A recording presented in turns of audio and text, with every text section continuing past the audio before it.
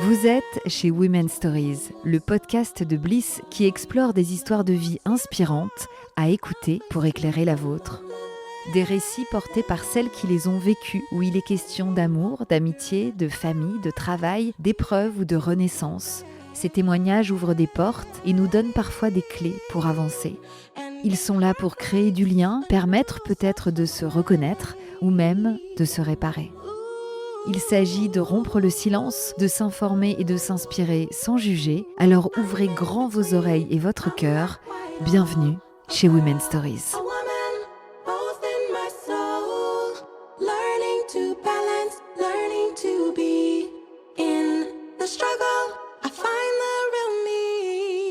Je m'appelle Cindy, je viens d'avoir 40 ans. Ma famille se compose de mon mari Franklin, de nos 2 filles Inès et Sarah et aussi de notre petit chiot qui vient d'arriver. J'habite à Rennes et je suis alors chef d'entreprise, mais on va dire à la retraite. Je vais vous raconter comment j'ai découvert que j'avais un cancer incurable et comment je le vis au quotidien avec mes filles et mon mari. Women's Stories. Attention, cet épisode parle du parcours d'une personne atteinte de cancer. Nous vous recommandons de l'écouter dans les meilleures conditions possibles. En 2022, j'ai 36 ans. À cette époque, je suis chef d'entreprise depuis pas mal d'années. J'ai plutôt une hygiène de vie assez bonne, mais par contre, j'ai beaucoup de stress parce que, voilà, le monde, aujourd'hui, on a un travail prenant, un travail en plus que j'adore, passionnant. J'ai une agence de com, donc c'est vraiment un super travail. Avec mon mari, c'est vrai qu'on a toujours plein de projets de voyage. On voyage énormément, c'est un plaisir. Nos filles nous prennent aussi beaucoup de temps, forcément. Elles sont petites et à ce moment-là, je m'autopalpe régulièrement parce que j'ai pris l'habitude d'autopalper, au niveau de mes seins, pour, faire de la prévention et je détecte, une masse dans mon sein, droit. C'est une masse qui est douloureuse, qui fait vraiment mal. Tout de suite, je pense à aller sur Doctolib et prendre un rendez-vous avec mon gynécologue. J'ai le rendez-vous le mois d'après. J'en parle même pas à mon mari parce que je me dis: «C'est rien» et donc je vais au rendez-vous, mon gynécologue m'ausculte. Je lui dis effectivement que c'est une boule douloureuse. Il regarde, il se dit: «Oui, vous avez 36 ans, donc pas de raison d'avoir un cancer. Est-ce que vous avez des cancers dans votre famille?» Il y en a pas du tout, j'ai une très grande famille, j'ai pas de cancer et puis pas de cancer du sein. En m'auscultant, il me dit que tout va bien. Voilà, c'est, ma glande mammaire, mais moi j'insiste parce que quand même c'est douloureux, donc moi, j'entends que c'est pas grave, mais j'entends aussi que j'ai mal. Et là, il me dit: «Non mais c'est pas grave, si on a mal, c'est vraiment rien. Selon le cycle, on a mal, c'est récurrent». Ça collait avec, la réalité, j'avais plus ou moins mal, et puis, c'est vrai que même si on pense au cancer, on se dit quand même: «Mon gynécologue, mon spécialiste, en qui j'ai confiance, s'il y a vraiment quelque chose, il va chercher». Il y a même l'échographie qui est juste à côté et je me dis: «Tiens, je vais essayer de le pousser à en faire une» et puis je me dis: «Non, c'est lui, s'il m'en fait pas, c'est que tout va bien». J'ai 36 ans, il a raison, il y a pas de cancer à 36 ans, un cancer ça fait pas mal, si j'en ai pas dans ma famille, tout va bien. Quelques mois après, j'ai toujours mal au sein. Toujours mal au sein, mais effectivement, selon mon cycle, c'est un peu plus douloureux. Donc du coup, je continue à avoir mal, je continue à sentir la masse. À partir de juillet 2022, j'ai très, très mal au dos et je me bloque complètement le dos. Là, je comprends pas. Parce que j'ai jamais mal au dos. Je fais du sport depuis que je suis enfant. Je fais du yoga à ce moment-là. Ça fait au moins 10 ans, 8-10 ans que j'en fais. J'ai vraiment jamais eu ça. Je suis bloquée, je ne peux pas me lever. Donc tout le monde sait que j'ai mal au dos parce que là, je me suis bloquée. Et donc, je vais voir mon médecin traitant. Logique, j'ai mal au dos, j'ai jamais mal au dos. Je vais voir mon médecin traitant. Mon médecin traitant me dit: «Vous êtes jeune, vous avez 2 enfants en bas âge, vous êtes chef d'entreprise, vous construisez une maison». C'est le stress. C'est le stress. Je me dis: «Effectivement, c'est peut-être le stress, j'en ai tellement sur le dos comme quoi, voilà». Et là, je lui dis: «Mais c'est très douloureux, là, je peux même plus me lever». Donc elle me donne du tramadol. Elle me dit aussi de faire des séances de kiné, donc je fais, 2 séances de kiné par semaine. Et donc du coup, moi, je vais voir ma kiné. Ma kiné me dit: «Bah oui, mais c'est fréquent, effectivement». En fait, je suis très dure au mal. J'ai cette tendance de j'ai mal, je fais avec, j'avance. Je vois ostéopathe, je vois ma kiné 2 fois par semaine. Moi, pour moi, je fais tout ce qu'il faut pour comprendre, ma douleur et avancer avec. Donc là, j'ai très, très mal et ça descend dans la jambe. Mais c'est au moment où je déménage. Donc moi, je me suis dit: «Ah, j'ai dû me faire un mauvais mouvement». C'est bizarre quand même, bon et j'en reparle à ma kiné, je lui dis: «C'est bizarre quand même, j'ai mal, mais attends, c'est» elle me dit: «Bah, c'est une sciatique». Donc moi, Confiante, je vais voir mon médecin traitant, je dis: «Bah, voilà, maintenant c'est sciatique» et elle me dit: «Ah d'accord, bon bah, hop, tramadol» et moi, je serre les dents et j'avance et là, on arrive en janvier et en janvier, je ne peux plus monter mes escaliers. J'arrive plus du tout, donc je m'assois et je monte sur les fesses, mes escaliers et donc là, c'est là où je dis à mon mari: «Mais c'est pas possible». Je prends rendez-vous sur Doctolib. Ah, rendez-vous, début mars. On a programmé un voyage avec mon mari et j'y vais en vraiment me disant: «Oh là, je vais marcher, j'espère que ça va me faire du bien, prendre ce temps pour nous 2, voilà». Bon, bah, j'ai super mal, mais je marche 10-15 kilomètres. J'ai mal, j'ai plus de tramadol, mais puis de toute façon, le tramadol, je prends matin, midi et soir, ça me fait rien. Donc là, j'y vais et je dis à mon mari: «Tu sais quoi? Je vais me mettre à pleurer dans le cabinet. Je vais carrément accentuer» parce qu'en fait, je pense qu'elle me prend pas au sérieux comme, bah, ça va. Je pense qu'elle prend pas la douleur au sérieux et je ne sors pas du cabinet si elle me donne pas un examen à faire et je vais dans le cabinet et là, elle me dit: «Bah oui, bah, je vous redonne du tramadol», et je lui dis: «Non, non, le tramadol ne me fait rien. Je prends matin, midi et soir, ça me fait rien». Elle me dit: «D'accord, bah, est-ce que vous voulez qu'on essaye plus fort?» Je fais: «Non, moi je veux pas essayer plus fort en fait. Moi je veux un examen, je veux quelque chose». Et là, elle commence à écrire sur son ordinateur, elle souffle, elle fait: «Bon, je vous donne une, radio à faire, essayez de la faire dans le mois, on verra». Je fais: «Est-ce que je continue le kiné?» «Bah oui, continue le kiné, le sport». Très bien. Dans tous ces rendez-vous, elle m'a jamais auscultée, elle m'a jamais pris la tension, elle a jamais demandé de prise de sang, elle a jamais rien demandé. Donc j'ai la radio, je la cale 15 jours plus tard. Sauf que malheureusement, c'est une période où il y a des grèves. Le jour de ma radio, il y a une grève. Et là, j'ai personne pour, garder ma petite. Mon mari n'est même pas là, enfin voilà, personne ne peut, donc je me suis dit: «Bah, je vais annuler ma radio». Donc j'annule ma radio et je la replace 15 jours plus tard. Et donc moi, je serre les dents parce que là, je suis en souffrance, j'ai très, très mal, je ne dors plus la nuit. Je ne monte même plus du coup les escaliers, donc je dis plus bonne nuit à mes filles, elles savent que je leur dis bonne nuit en bas, je peux plus. Ma vie est impactée, j'ai beaucoup de mal à aller en rendez-vous client. Je me rends compte en fait que petit à petit, j'essaie de plus bouger et un matin où ma jambe me fait vraiment mal, elle est complètement tétanisée, je la sens, complètement engourdie en fait. Je vais à l'agence, après j'ai un rendez-vous au tribunal parce qu'à ce moment-là, je suis juge au prud'homme et on délibère et tout le long de la séance, j'ai ma jambe engourdie, je me dis: «Oh là là». Je sors de la pièce et là, ma jambe, je la sens lâcher et je tombe dans les pommes. Donc j'ai 2 collègues qui arrivent, «Mais ça va, tu pas mangé?» Là, je leur dis: «Par contre, j'ai une sciatique, mais je crois que c'est plus grave parce que j'ai très, très mal». Et là, ils me disent: «On appelle les pompiers». OK et hop, je me réévanouis parce qu'en fait, la douleur est tellement intense qu'elle me subjugue. C'est comme, si je me tombais dans un nuage de glace. J'ai comme une, décharge dans la jambe, comme si l'électricité était bloquée par le froid et ça reste dans la jambe. C'est très intense. J'arrive plus à parler, j'arrive plus à articuler.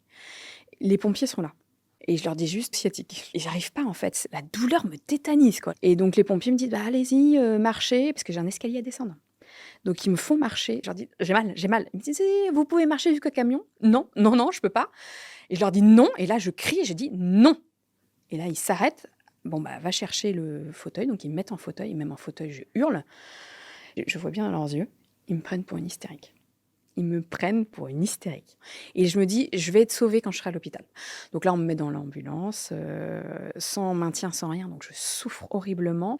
J'arrive à l'hôpital, là, je hurle, je leur dis: «C'est trop, c'est tellement intense», je me mets à rire, quoi. Je suis vraiment je sais pas si je délire ou quoi, mais en tout cas, je rigole et on m'installe et là, on va me faire une radio et à la radio, je hurle, je tombe dans les pommes tellement c'est douloureux et là, on me pose dans un box, on me laisse dans un box. Le médecin des urgences rentre, il ferme délicatement la porte, il s'approche vers moi, il, pose la main sur mon bras et là, il me dit: «Votre radio, a été faite, on l'a regardée et votre fémur est anormal».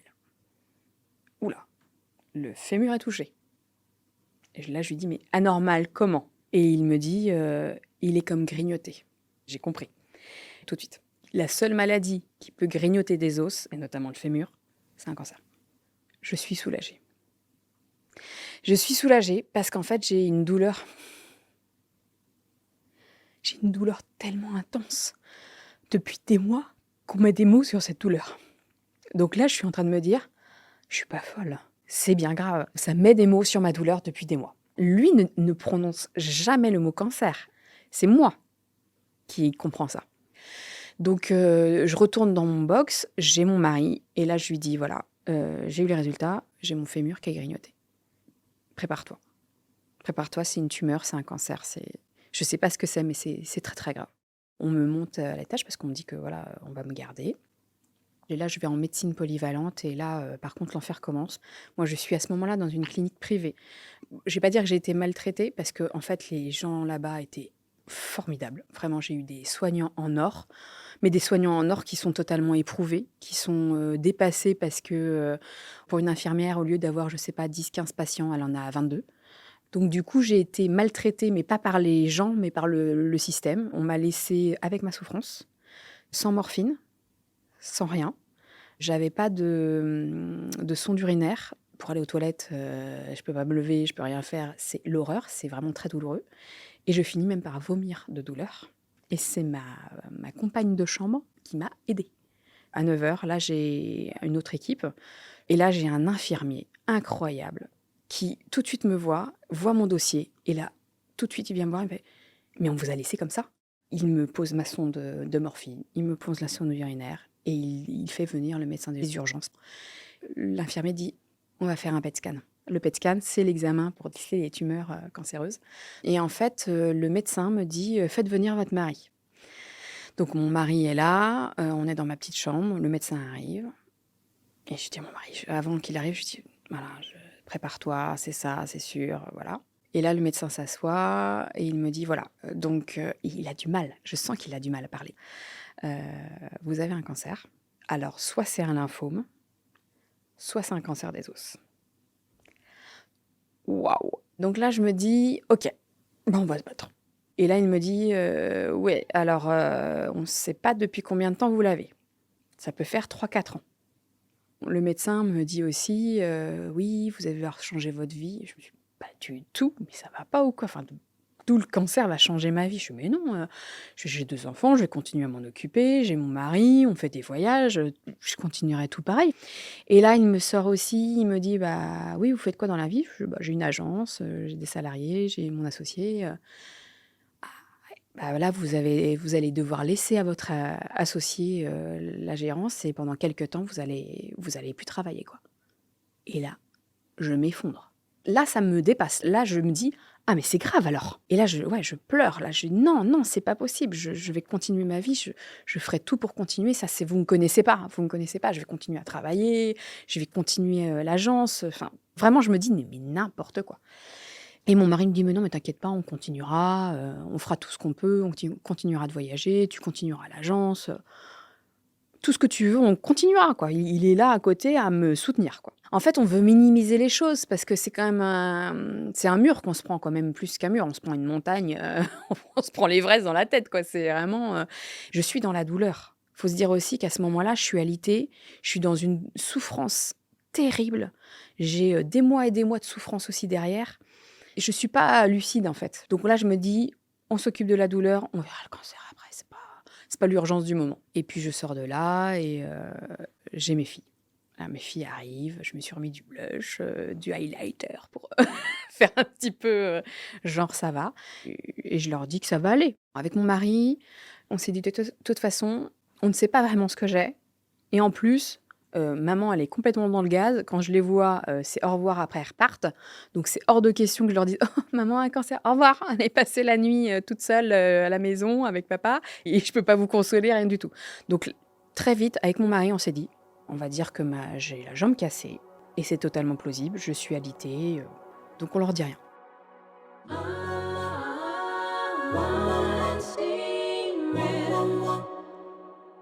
J'ai un examen, qui était prévu, c'était une ponction osseuse pour vérifier que c'était bien un cancer des os et je devais la faire le lundi et en fait, le lundi, personne ne vient pour la faire et on me dit juste: «Faites venir votre mari». Donc je me suis dit: «Bon, je vais avoir encore des médecins qui viennent, on fait pas la ponction osseuse, tant mieux».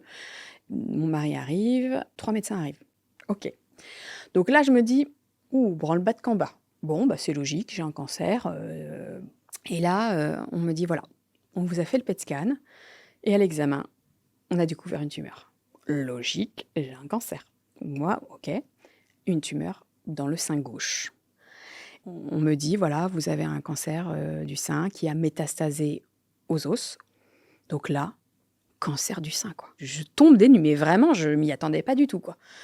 Et donc là, on décide du protocole. Je vais faire de la radiothérapie déjà sur mes zones, au niveau du fémur, parce que là, du coup, on m'annonce que j'ai quand même des métastases au niveau du fémur, donc sur 10 centimètres. Donc j'ai vraiment tout le bas du dos, en fait, qui est pris par le cancer, quoi. Et donc après, je fais l'échographie. L'échographe cherche dans mon sein gauche.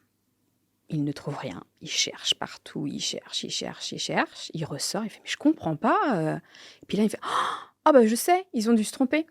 C'est pas votre sein gauche, c'est votre sein droit». Et là, je pose la main sur mon sein, je fais: «Quoi? Mais ça fait 1 an que je le sais alors. Il y a 1 an, j'ai détecté la boule». Là, je suis anéantie parce que je me dis: «Mais en fait, je le savais.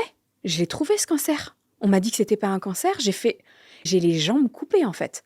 En fait, ce cancer-là, ça fait 1 an qu'on aurait pu me le diagnostiquer. C'est pas vrai ce que je vis, en fait. Je comprends ce temps de perdu. Je sais que c'est grave. Et en fait, c'est plus ça qui me tétanise.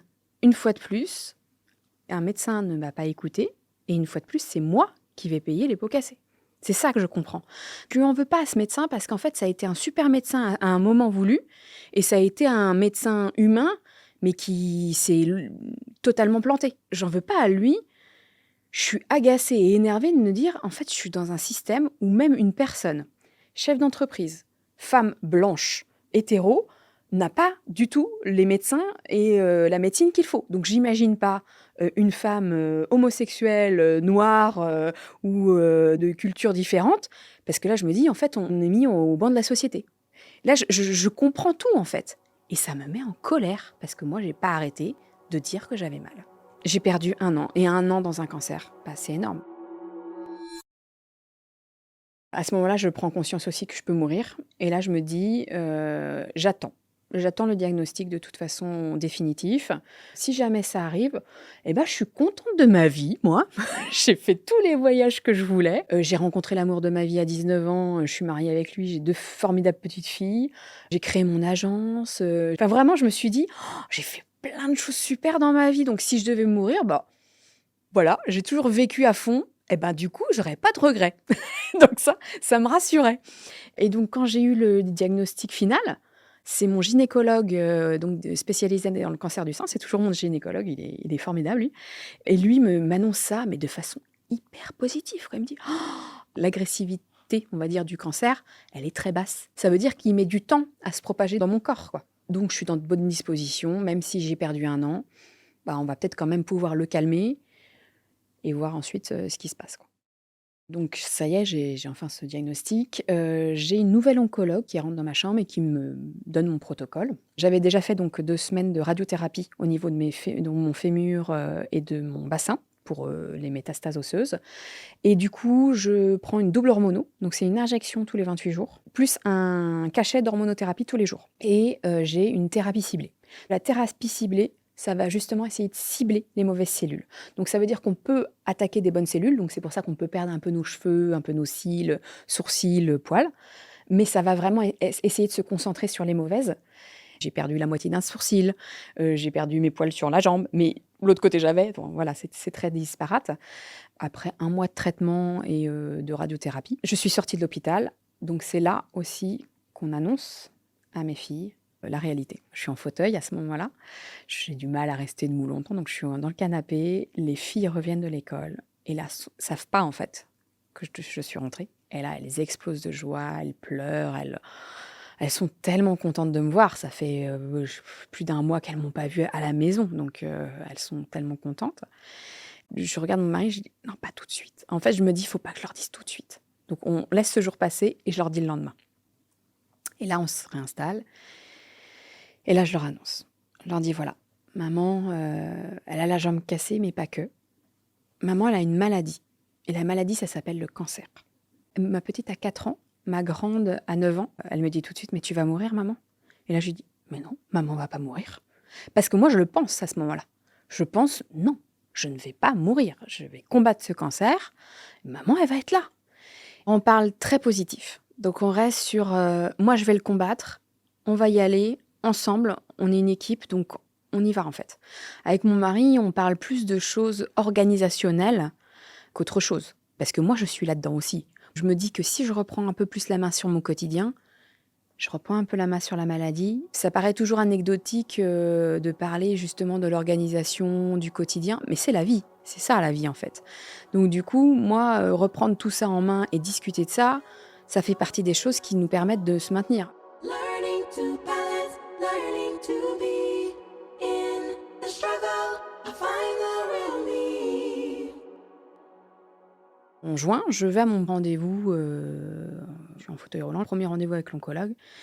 Et ça se passe très mal parce qu'en fait, mon oncologue me dit, voilà, le traitement va permettre, on espère, avec de la chance, de stopper les métastases et qu'elles ne se propagent pas.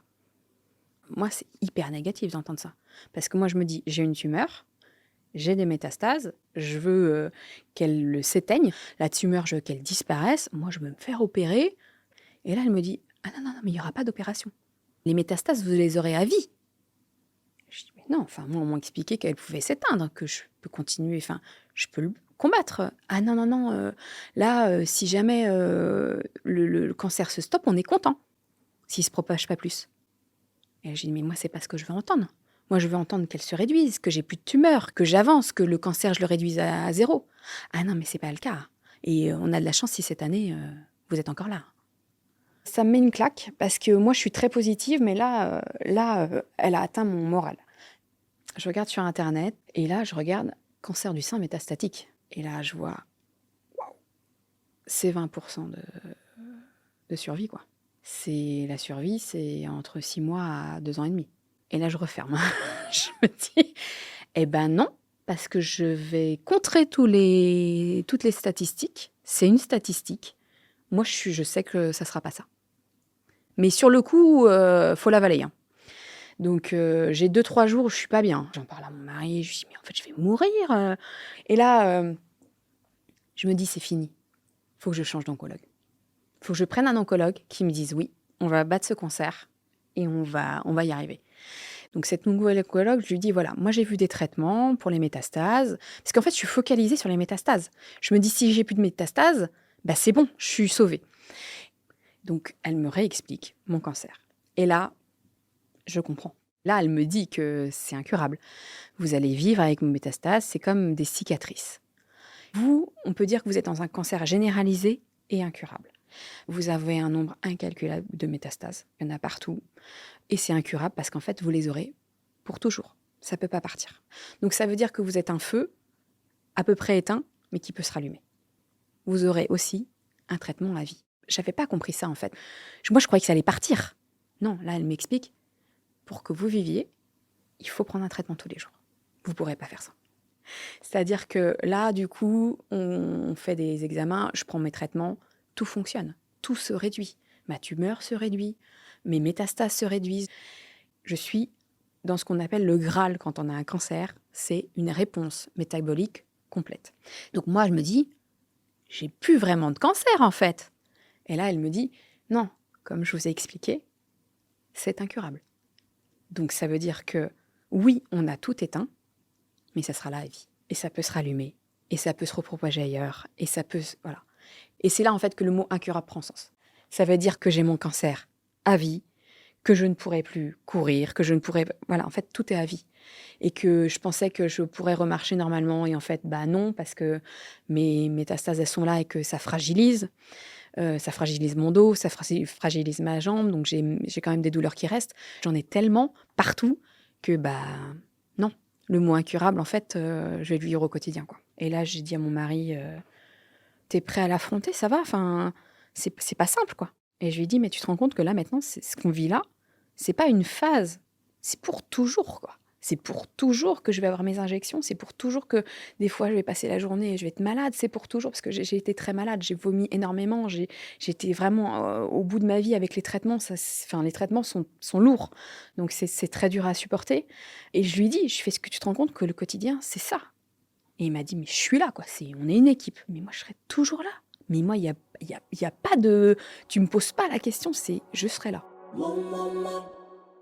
C'était important pour moi de lui poser la question parce que c'est pas parce qu'on aime la personne qu'on est capable aussi d'affronter ça. C'est très dur le cancer. Il n'y a pas de repos. Voilà, nous, on s'est mariés il y a 14 ans, on est ensemble depuis 21 ans, c'est pour la vie. On s'est toujours dit, on ne peut pas se dire que c'est pour la vie. On le saura que quand on aura 80 ans et qu'on sera main dans la main sur un banc en train de regarder nos petits-enfants. Mais voilà, on espère que c'est le cas. Il réagit toujours de façon très solide. Il se dit, il faut que je reste solide parce que c'est dur.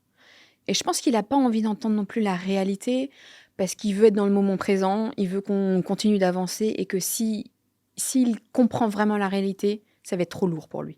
Donc il sait que je peux mourir parce que c'est un cancer, mais il part du principe que on va continuer, on va tout faire pour que je puisse être là et continuer un maximum.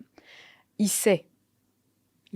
Mais c'est pas des discussions très faciles. Moi, des fois, je vais lui lancer, tiens, à mon enterrement, j'aurai pas cette personne.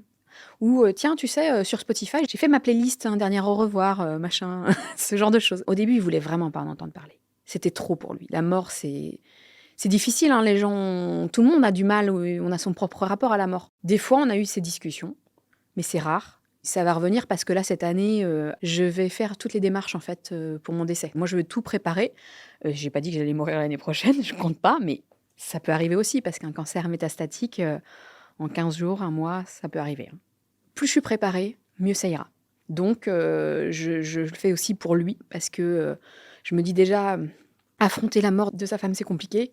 Il y a 2 enfants, donc c'est toujours difficile ces moments-là, mais je me prépare parce qu'en fait, je me dis que plus je suis préparée, ça sera douloureux, mais ça sera peut-être moins compliqué d'avoir des choses administratives à faire. Petit à petit, je sème des graines, je lui dis des petites choses pour que ce soit le moins compliqué pour lui. Moi, j'essaye de voir le positif dans le incurable. Ça veut dire que je vivrai avec, mais je veux bien vivre avec. Ça veut dire aussi que oui, je vais mourir. Chaque jour peut être le dernier.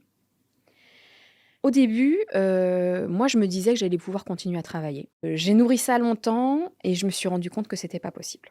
Parce qu'en fait, mes filles prenaient de plus en plus de place. Et que moi, j'ai très peu d'énergie. Donc à un moment, c'est mathématique. J'ai, on va dire 30% d'énergie. Si les 30% je les donne à mes filles, j'ai plus d'énergie pour le travail. Et moi, mes filles, ma famille, mon mari, c'est ma priorité.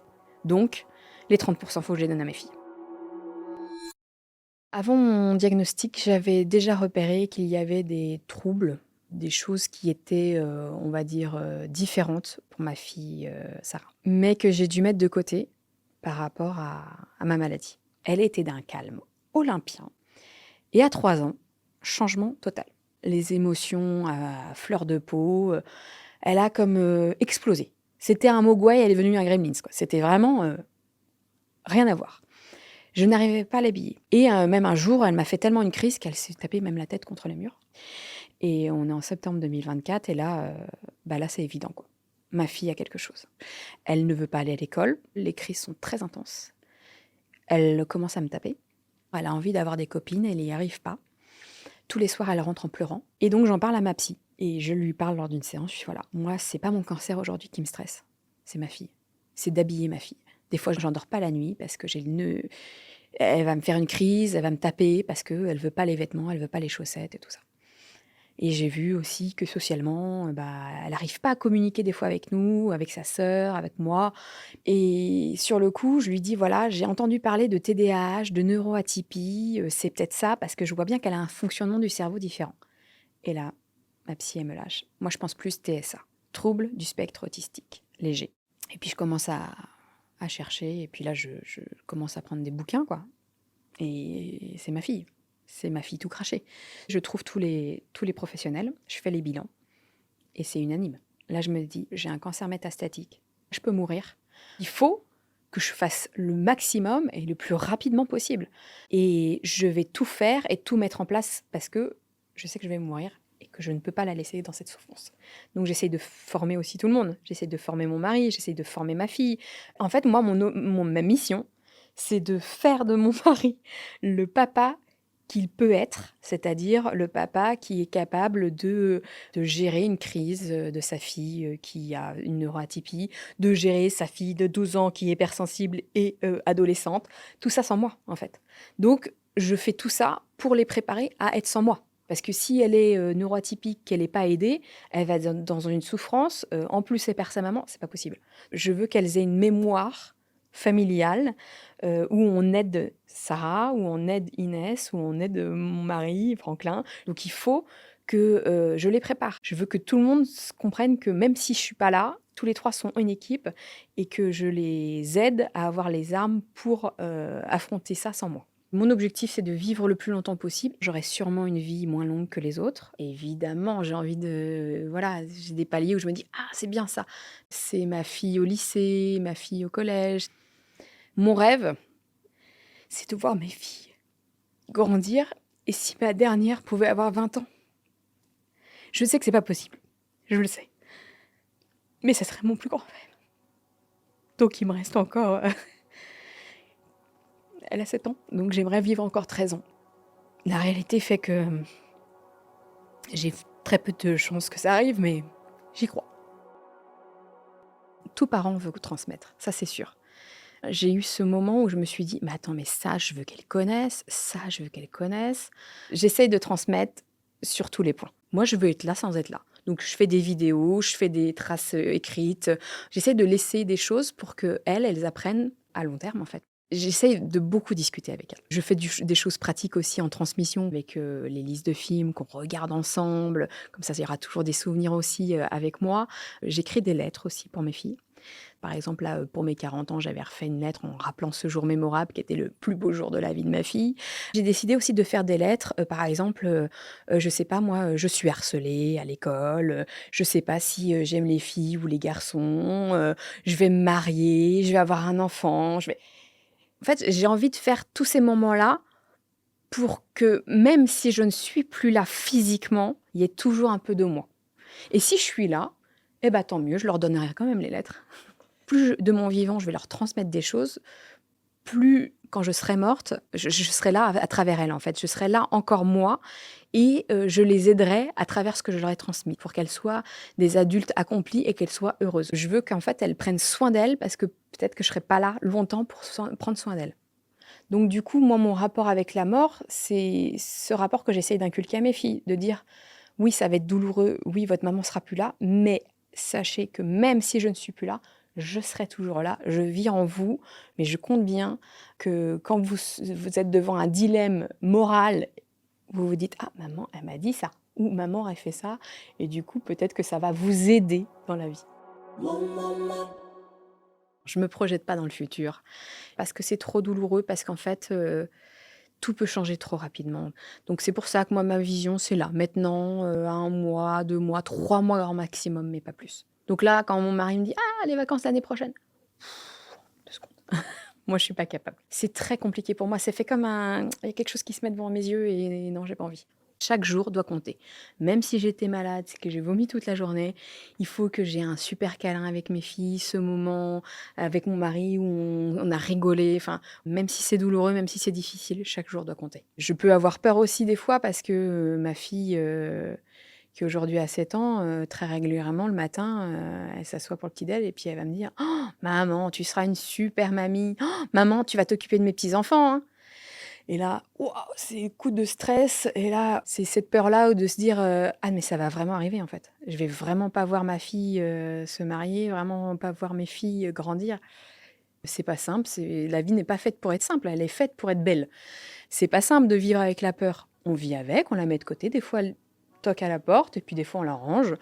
Moi, j'ai confiance en moi. Je suis solide. La peur, je la mets de côté. J'ai réussi, je pensais, à transformer à chaque fois la mort en ce qu'elle est en fait. Elle fait partie de la vie. Elle existe parce qu'il faut toujours la garder en tête, mais c'est pas elle qui va me dicter ma vie.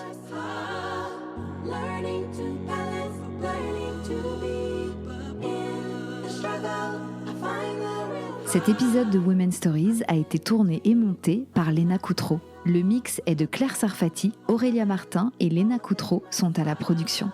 Si vous avez 2 minutes, laissez-nous 5 étoiles sur Apple Podcasts, Deezer ou Spotify.